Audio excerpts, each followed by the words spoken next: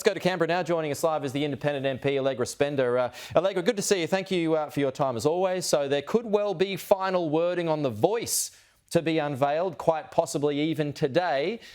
If it does, do you think it should include executive government or just be restricted to Parliament and ministers? Look, I think there's a strong reason to include sort of executive government, but I'm not going to preempt what the discussions have been between the working groups and the ministers. What I do think is really important is that that there is a voice on the actions of policy, not just legislation, because in Parliament a lot goes through legislation, but so much of what the government does is actually in terms of the functioning of what both ministerial and executive government. So I think it's really important that the voice can have a voice on programs on the ground that actually won't go through necessarily legislation. Right, but the problem, I suppose, that a lot of people have is when executive government is included, and that's basically the whole lot, that means it's very hard to turn down whatever request the working group is made or makes, right?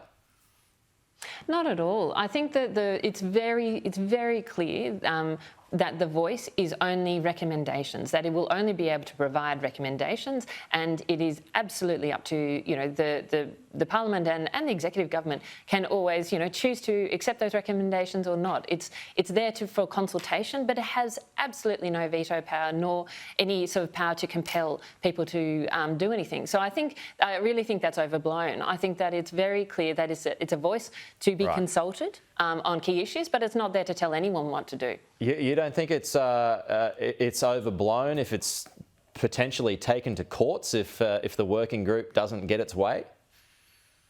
Look, I think it's very clear. There's some really good legal minds who have looked at this and say that it's not a dangerous proposition in terms of being taken to court. There is really no real prospect of it, and I think there's some of the best legal minds in the country are working to make sure that the voice functions as we hope it's going to function, which is it's a voice to be consulted, it's a voice to provide a view, but it's always up to the sovereignty of Parliament to make those final decisions, and through that sort of executive government. Well worth pointing out that other legal minds too believe there is an issue that a lot can be taken to the courts if that working group doesn't get its way, just to balance that argument. But I've only got a short amount of time here, Allegra, because I want to talk to you about tax reform. The former Treasury Secretary, Ken Henry, he said last night that taxes must be increased. We are kidding ourselves otherwise. You and I have spoken about this plenty of times in recent weeks and months. Do you agree with him? And if taxes are increased, where? Look, my view is, to be honest, that we need to look as much at spending reform as we do on tax reform. And I think the point on spending is that we need to really assess, are we getting value for money for all the spending that we do undertake? Education, I think, has been an example where we have spent literally billions more and we're not getting better results. Now, whether that means, ultimately, you hold back spending or it increases more gently, or you just reallocate spending to where it's more effective, those I think are different options. But I think ultimately we need to have a strong focus on spending. But I 100% agree with Ken Henry that we need to, that we need significant tax reform, because that is a drag on our growth and is also, I think, unfair to future generations. Would you support a raise of the GST? I'm convening actually a group of experts, including the former Treasury Secretary Ken Henry, next Friday, to get their views first off. I've got my own views, and I think GST should absolutely be on the table.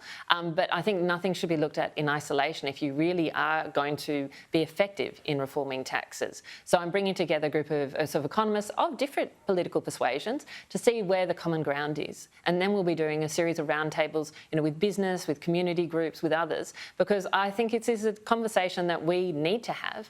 And, the major parties aren't having it, so I'm going to kick that off and be a catalyst for it. Okay, Allegra Spender, we'll check in with you to see how that goes. Thank you. We'll talk to you soon. Okay, thank you.